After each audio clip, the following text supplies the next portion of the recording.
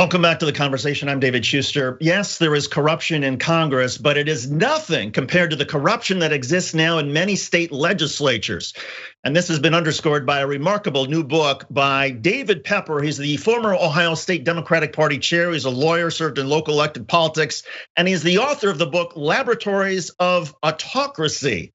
Laboratories of Autocracy. David, good to have you on the program. So it sounds like, look, our viewers may be familiar with some of the election laws and bills and things that are circulating around state legislatures, but your book underscores that it's even worse than that.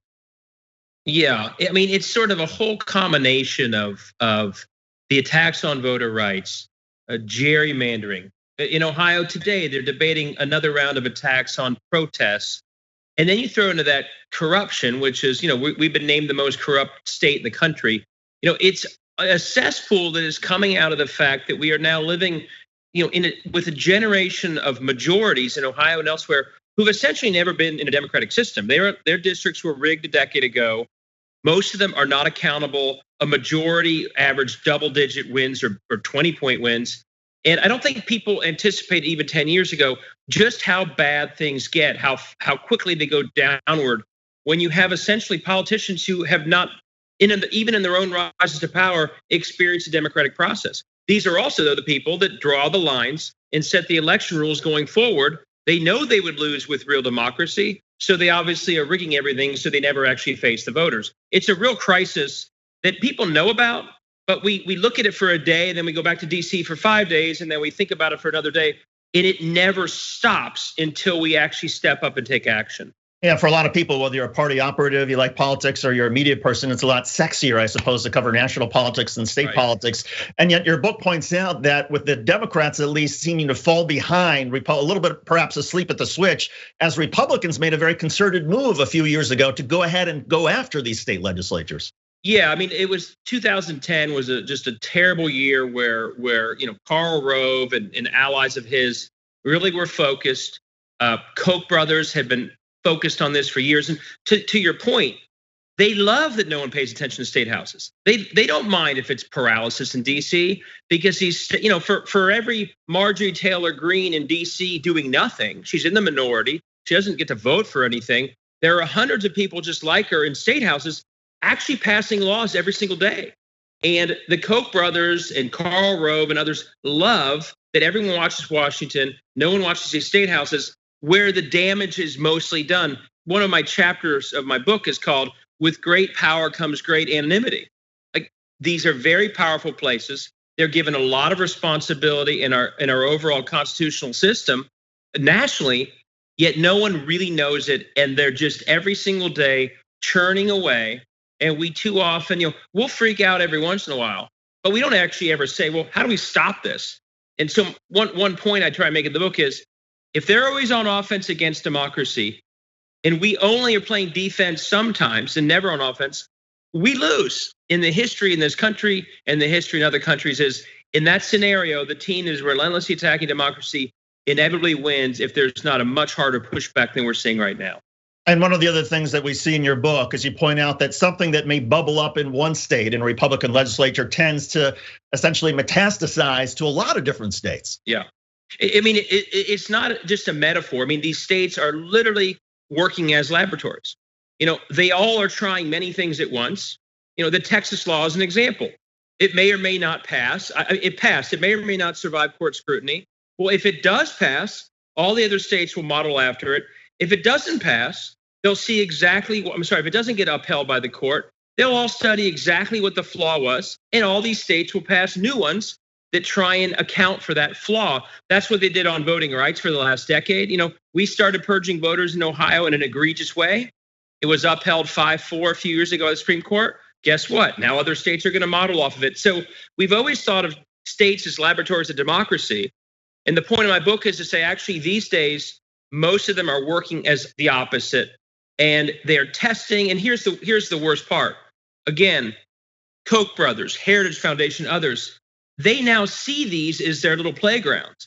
So it's not as if each state is stumbling upon these different efforts.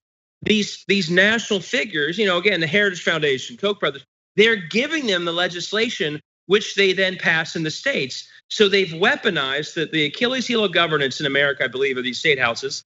seeing that Achilles heel, these national groups are weaponizing them to get a national agenda done, while Congress, doesn't basically do much of anything, especially along their agenda.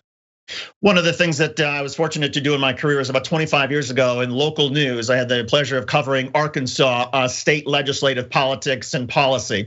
And one of the things that I noticed back then is even though there were some very clear differences, Democrats and Republicans, there was a sense of sort of compromise. Yes, they would have their vigorous debates, but you'd have Republicans. I'll never forget, there was a hearing where some protesters came in and tried to shout down the Democrat who was trying to speak, and the Republican committee chair, who detested the policy of the Democrats, shouted at the demonstrators, said, no, you will let this person, you will let this lawmaker, they're an elected member of this legislature, you will let them speak.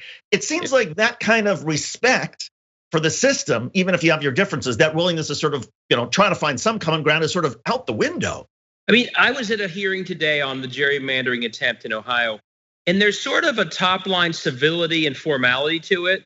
But the minute a Democrat starts to push a little bit, I saw it. A Republican she said point of order. He immediately called for a vote, overruled her and shut her down. I mean, so I think the minute someone actually tries to push back a little bit, they run them over. And this is one of the points I have about the filibuster. In the states, they could care less about the minority. They're running over them again and again. But here we have folks at the Senate saying, well, unless we respect the minority, we're doing something wrong. Well, that would be fine if in states they also were doing the same thing. But here we have these state legislatures running over the minority and voting for voter suppression. And their allies at the federal level are insisting that somehow you have to respect the minority. It's asymmetrical warfare. And these states are going to win because of it if folks in DC don't really wake up quickly to what's happening. And to circle back to something you pointed out, gerrymandering, it allows some, a lot of Republicans to be in office without ever facing a competitive race, a competitive district. And as a result, there's no need, there's no incentive for them to compromise whatsoever, right? There's no incentive to compromise. There's every incentive to be extreme. And here's the part I get into my book that is relevant to even this talk about how do we do better in rural parts of our country. There's no incentive to actually achieve good public outcomes. There are towns in Ohio that are dying, small towns in rural Ohio dying. And they have no possible way to change their representation. We had one town where the state senator literally told, when the citizens gathered him and said, our town is dying, what are you going to do about it? And he had voted for all the policies that hurt this town. He said, well, sometimes you have to move.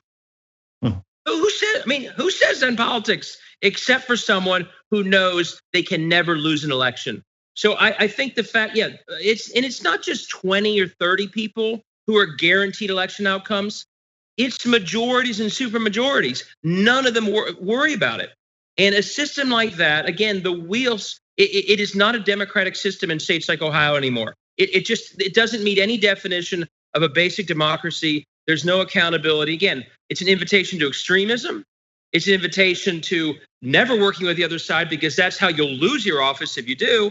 But it's also, it disconnects basic public outcomes from your thinking as a member of these bodies. So if your public schools are failing, if your towns are dying, if you have no infrastructure, it doesn't matter. You don't get voted out of office.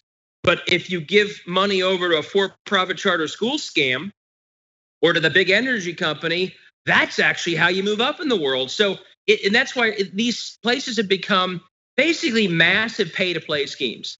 It's not even policy, that would be a euphemism. What drives activity in state capitals like Columbus is pay to play from the big players. And if you erode your public schools by taking the money from those schools and forking it over to for-profit online charter school scams, the fact that your schools are failing is never held against you. The fact that you gave it to a big donor, you get a lot of money raised. That's basically the MO now of state houses. And because of gerrymandering, none of these office holders are ever held accountable for any of it. In addition to trying to deal with gerrymandering, and in addition to Democrats, waking up, paying some attention to what's going on in state legislatures, what are the other solutions?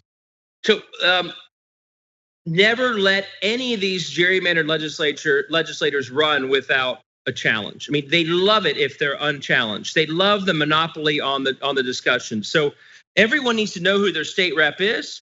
Figure out really quickly, are they a champion for democracy or aren't they? If they are, help them. Ask them who else you need to help. If they're not, make sure they have an opponent. They love the silence. View politics as a long game. Democrats too often view everything as a one-cycle deal, and we judge success or failure based on one cycle. That's not what Stacey Abrams did. She knew Georgia was a long game, and she fought it as a long game. So even if you have a lot of people running in gerrymandered districts and they don't win, keep going. Register voters. Don't wait for some hero to do it. If you're at a nonprofit, if you run a business, if you're a barbershop, everyone, if you're a mayor, adopt into your mission of your organization that you will always register voters, because in states like Ohio, one of the keys to their success is they are purging voters all the time, especially the voters will not vote against them. It's a shameless plug, but there are a lot of other steps in my book that I go through how everyone in their life can fight back. And if we don't fight back, I greatly worry that the precedent is that we will not see a democracy that we now know in a few years. Well, and one of the things in terms of fighting back, a lot of Democrats feel better when they say give money to a competitive, what looks like to be a competitive Senate race or a House race. Right. But it also sounds like, wait a second, the dollar that is going to a Senate race in North Carolina that the Democrats ultimately lose, or South Carolina, maybe that could actually be more effective and go farther in a state legislative race. No such thing as an off-year election. And yes, give locally, and don't only give to the ones you think are going to win. You need to be support. Anyone who steps up to run in a gerrymandered district is a hero. It's designed for them to lose. We need to lift all these people who do it, because what we need in places like Ohio is we need 99 candidates for the state house, even in the most rural areas. So, and give locally, give directly to the candidate. That's what you want. There are a lot of scams out there pulling money out of people's pockets to give to something. Find the candidates you like at the state house level and help them out. David Pepper, the book is Laboratories of Autocracy. David, a terrific project, and I hope a lot of people are paying attention to this and start focusing more on state legislatures and who their representatives are. David, thanks for joining us, and we appreciate it. Thank you. Great talking to you guys. Great to have you on, and that'll do it for this conversation. On behalf of Asher Cofield, Brandon Leimer, Gina Kim, and the rest of the gang at TYT, I'm David Schuster. Thanks for watching.